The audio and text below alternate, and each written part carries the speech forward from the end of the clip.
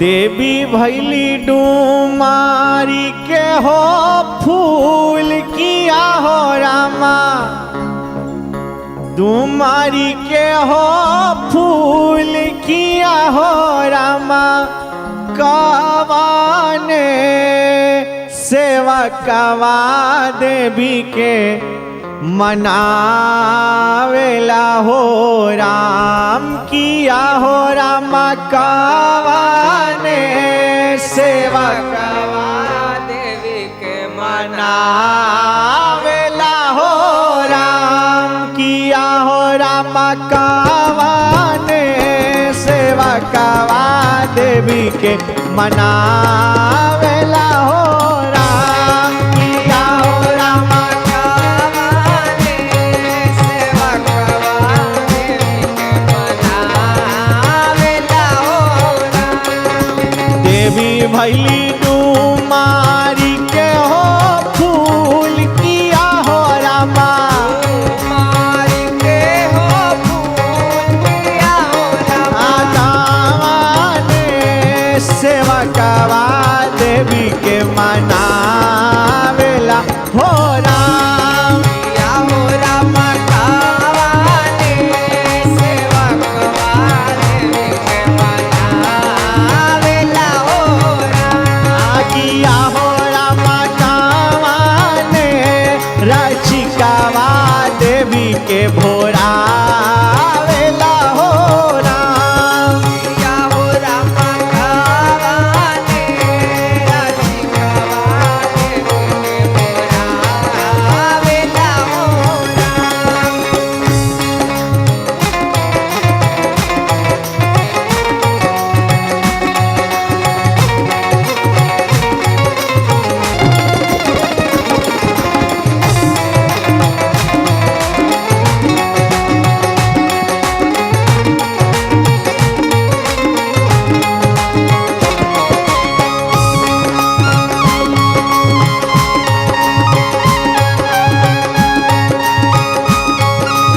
किया हो रामा कवाने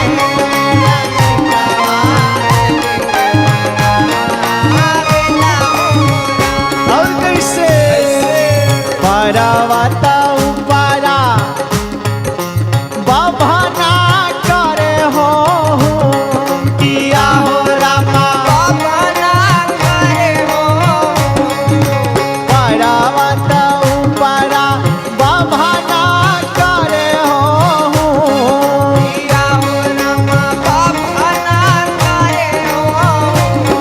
किया हो रामा हवना करा के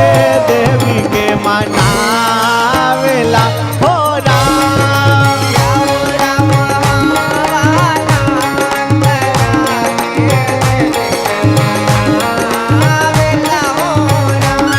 किया हो रामा हवना करा के देवी के मनावेला हो राम,